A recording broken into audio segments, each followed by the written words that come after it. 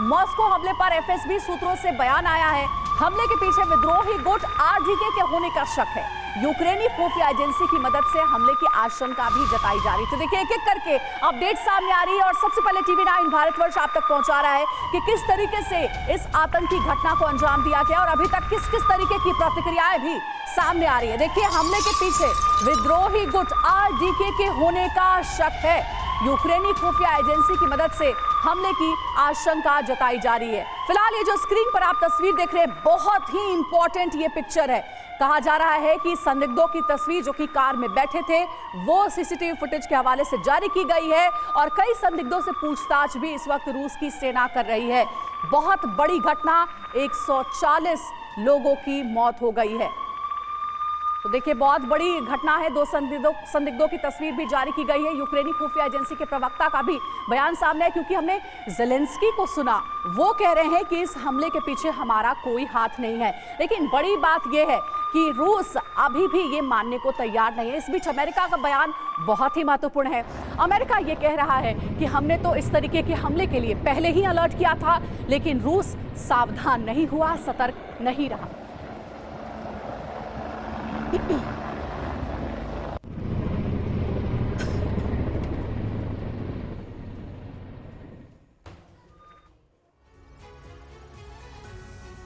तो मॉस्को हमला आखिर किसकी साजिश है? सवाल उठना लाजमी है।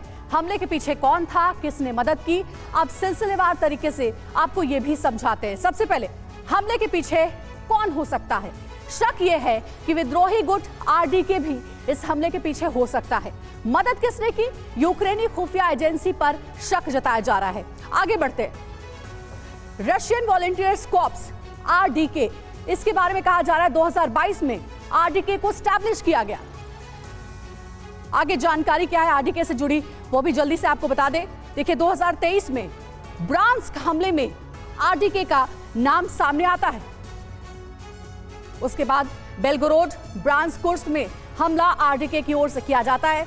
आगे जानकारी है, आरडीके का जो प्रमुख है वो डेनिस कपुस्टिन है। तो आरडीके भी इस हमले के पीछे हो सकता है। मनीष, आपको क्या लगता है, क्या इतनी बड़ी आतंकी घटना को अंजाम देने के पीछे यूक्रेन की खुफिया एजेंसी आरडीके है?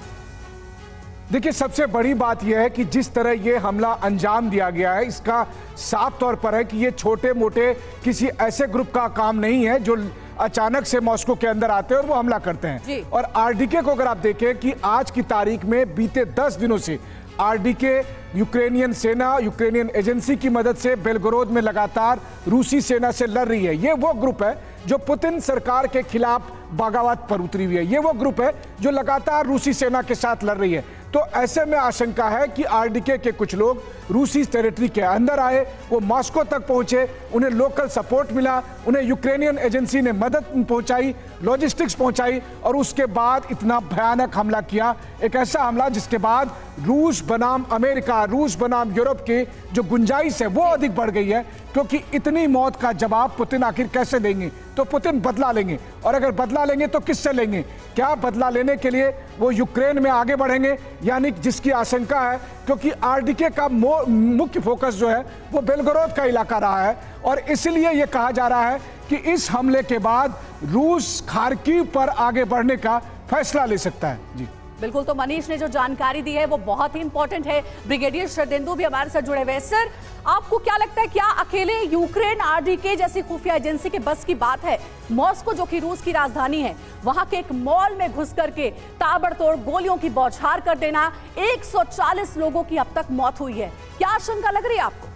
देखिए, सबसे पहले तो ये देखना पड़ेगा कि इसके पीछे किसका हाथ है। पहला रिएक्शन आता है कि इसके पीछे हो सकता है यूक्रेन का हाथ हो, और जो आरडीके का ग्रुप है जिसने टाइम टू टाइम बेलगोरोद और कुर्स्क में हमले किए हैं, बहुत पॉसिबिलिटी बनती है कि यूक्रेन की सपोर्ट से, और साथ में मैं मानूंगा कि हो सकता है कि नाटो कंट्री, हो सकता है यूके का भी सपोर्ट, जो आपके जो ईस्टर्न नाटो के कंट्रीज हैं, यूरोपियन कंट्री, उनकी भी मदद मिली हो। क्योंकि एक इनपुट देखिए अमेरिका के पास था जिसकी उसने साझा किया था रशिया के साथ, एक इनपुट था यूके के साथ जिसकी एम्बेसी ने बताया था कि 1 हफ्ते के अंदर आतंकी हमला हो सकता है। जब इतने सारे इनपुट CIA के पास हैं, US के पास हैं, UK के पास हैं, तो ये पॉसिबिलिटी बनती है कि हो सकता है इसमें यूक्रेन और आरडीके का जो ग्रुप, जो एक विद्रोही ग्रुप है, उसकी मदद से मॉस्को के अंदर इस तरीके की आतंकवादी घटना दी गई। और देखिए टारगेट किसको चुना गया, म्यूजिकल कॉन्सर्ट हॉल के अंदर 6000 लोग निहत थे, और ऐसे समय में जबकि सिक्योरिटी लैप्स हुआ है